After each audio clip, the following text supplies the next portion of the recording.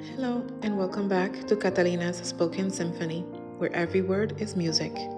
Today, I have two more poems for you guys. The first one is called Our Deepest Fear. In everyone's life, there's ups and downs, smiles and frowns. Even though some of us walk with a grin on our face, at the end of the day, that beam that was plastered on tends to erase. Then there's times in our life when we are let down by the same person that we supposedly love, with a severe lesson to learn, giving them our hearts in a platter, but only to have it shattered in return. Honesty and his pal trust just got blown away. All that's left is an empty heart and pain that seems to stay. Other periods in our lives, we feel like we're walking on broken glass, taking our time and walking slowly while muttering, "This too shall pass." We catch sight of the rainbow, but we can't see the end of it, because all we perceive and experience is a hurt. Nothing else seems to fit. Wishing that we could turn back time and be a kid again, when everything was so simple, everyone was just a friend. It won't be the same again.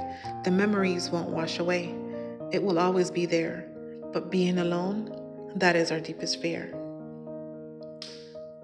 That was a poem that I wrote when my first boyfriend and I broke up. My boyfriend then, husband now. Yeah, we broke up. And it was a tough time in my life because, again, he was my first boyfriend. So I wrote my pain on a paper. And the last one is a silly poem that I wrote. I was on my way to work. I was driving on my way to work. At that time, I worked at a supermarket back home in the Virgin Islands. And something happened to me on the way there. So when it occurred, like the words just came flowing in my head. But again, I was driving, so I couldn't write it down. So I waited until I reached the parking lot for my job, and then I just scribbled it down. But this one is called Fly No More. Again, it's one of my silly poems. I have committed a crime, and I know that I should be punished for my act. Oh, how I'm so sorry that I couldn't bring you back. I drove to work that morning.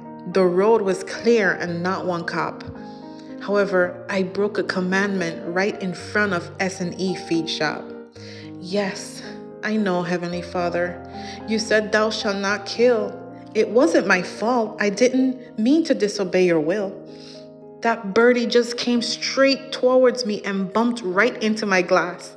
Next thing I know, there was feathers everywhere and Birdie fell in the grass. Poor little Birdie. Didn't get a chance to see another day, but I do hope you find peace on the side of the road where you lay.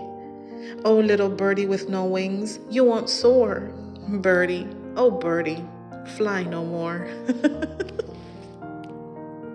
I remember this. Like I said, I was on my way to work, and the words after that happened, I felt so bad. I've never, unalived an animal in my life.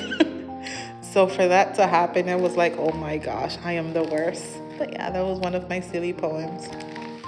Thank you so much for listening and for feeling and for walking this symphony with me. If today's reflection stirred something in your spirit, please don't forget to like, subscribe, and share the light. Until next time, stay tender, stay tuned, and stay rooted in grace. This is Catalina's Spoken Symphony, where every word is music. Bye-bye.